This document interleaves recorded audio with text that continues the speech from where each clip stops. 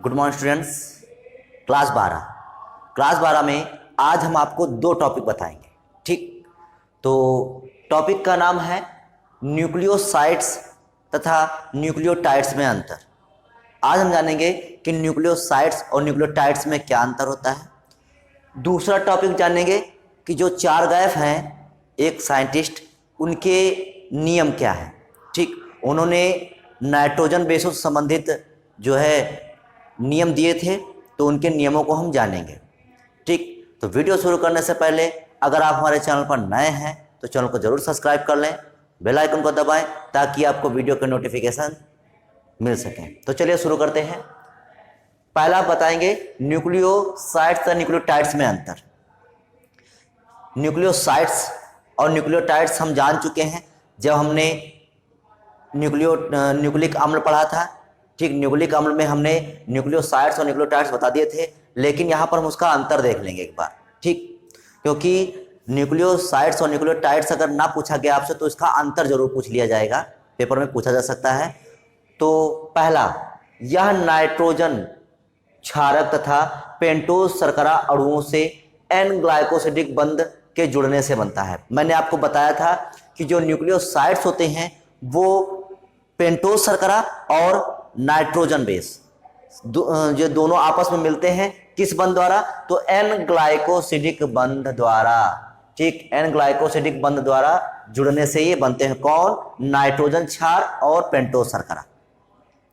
ठीक, तो जो नाइट्रोजन क्षार को क्या कहते हैं इंग्लिश में, बेस कहते हैं। तो जो नाइट्रोजन बेस होते हैं और जो पेंटोज शुगर होती है, ठीक, ये दोनों एन ग्लाइकोसिडिक बंध के द्वारा जुड़ने से बनते हैं। अगला जो न्यूक्लियोटाइड्स है उसमें पहला पॉइंट, यह न्यूक्लियोसाइड से 5 फास्फोएस्टर बंध द्वारा जुड़ने से बनता है। क्योंकि इसमें जो होता है न्यूक्लियोसाइड से फास्फोरिक अम्ल जुड़ता है, और फास्फोरिक अम्ल जो जुड़ता है वो किस बंध द्वारा जुड़ता है, तो फास्फोएस्टर बंध द्वारा जुड़ने से बनता है। तो यह न्यूक्लियोसाइड से फास्फोएस्टर बंध द्वारा जुड़ने से बनता है। अगला, ये क्षारीय स्वभाव के होते हैं। कैसे होते हैं ये क्षारीय स्वभाव, क्योंकि देखिए इसमें जो शुगर है वो किससे जुड़ती है, नाइट्रोजन बेस से जुड़ती है। बेस मतलब क्षार, तो ये क्षारीय स्वभाव के होते हैं। ये कैसे होते हैं, ये अम्लीय स्वभाव के होते हैं। अम्लीय स्वभाव के होते हैं, क्यों होते हैं, क्योंकि ये जो न्यूक्लियोसाइड्स हैं ये फास्फोरिक अम्ल से जुड़ते हैं। और किसके द्वारा जुड़ते हैं, फास्फोएस्टर बंध के द्वारा जुड़ते हैं। ठीक, फास्फोएस्टर बॉन्ड बनाते हैं। ठीक, तो इसलिए इनका जो स्वभाव होता है वो अम्लीय होता है।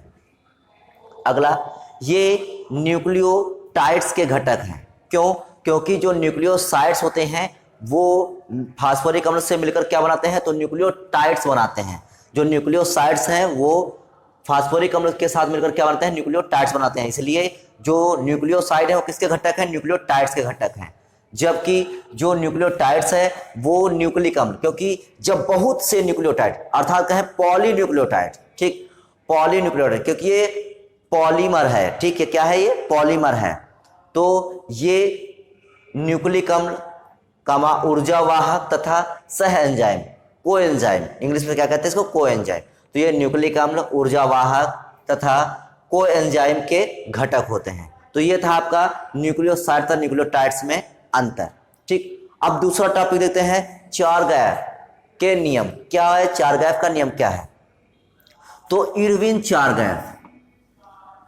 चारगाएफ ने 1950 में, कब, 1950 में विभिन्न जीवों के डीएनए का अध्ययन करके निम्न निष्कर्ष निकाले। उन्होंने से बहुत से डीएनए का अध्ययन किया और डीएनए का अध्ययन करने के बाद उससे निष्कर्ष निकाले। क्या निष्कर्ष निकाले, देखिए हमको पूरा याद नहीं करना है, इसमें हमें क्या याद करना। देखिए पहला क्या बताया गया है, पहला पॉइंट, किसी भी जीव कोशिका में उपस्थित डीएनए में प्यूरीन तथा पिरिमिडीन क्षारकों की संख्या समान होती है। अर्थात कोई भी जीवधारी है, चाहे वो मानव हो, चाहे बंदर हो, चाहे बिल्ली हो, जो भी जीव है उसकी जो कोशिका है और उस कोशिका में जो डीएनए है, तो डीएनए में जितना प्यूरीन होगा उतना ही पिरिमिडीन होगा। अर्थात प्यूरीन नाइट्रोजन बेसों की संख्या पिरिमिडीन नाइट्रोजन बेसों की संख्या के बराबर होगी। जितना प्यूरिन होगा उतना ही पिरिमिडिन होगा। पहला पॉइंट केवल हमें इतना याद रखना है कि कोई भी जीवधारी है, जीवधारी कोशिका में जो डीएनए है उस डीएनए में प्यूरिन और पिरिमिडिन नाइट्रोजन बेसों की संख्या बराबर होगी। दूसरा इन्होंने क्या बताया कि एक ही जाति के, जैसे मानव जाति है, चाहे वो भारत का मानव हो, चाहे वो अमेरिका का हो, चाहे फ्रांस हो, चाहे अफ्रीका का हो, अगर मानव मतलब जाति एक है, स्पीसीज एक है, तो के जीवों के डीएनए के सभी अणुओं में नाइट्रोजन बेसों की संख्या समान होती है। मतलब क्या होता है कि जैसे मानव है, चाहे वो भारत का मानव हो, अगर उसमें न्यूक्लियोटाइड की संख्या 16,000 है तो अमेरिका में जो मानव है उसमें भी, उसके भी डीएनए में न्यूक्लियोटाइड की संख्या कितनी होगी? 16,000 होगी। मतलब जाति, एक ही जाति के जीवों में नाइट्रोजन बेसों की संख्या समान होगी, चाहे वो भारत का हो, अमेरिका का हो, अफ्रीका का हो, फ्रांस का हो, कहीं का भी मानव है या कहीं का कोई भी जीवधारी है, उसमें नाइट्रोजन बेसों की संख्या समान होगी। मतलब एक जाति में समान होगी। अगर दूसरी जाति मानव के अगेंस्ट अगर बंदर के लिए लें तो मानव में अलग होगी, बंदर की नाइट्रोजन संख्या अलग होगी।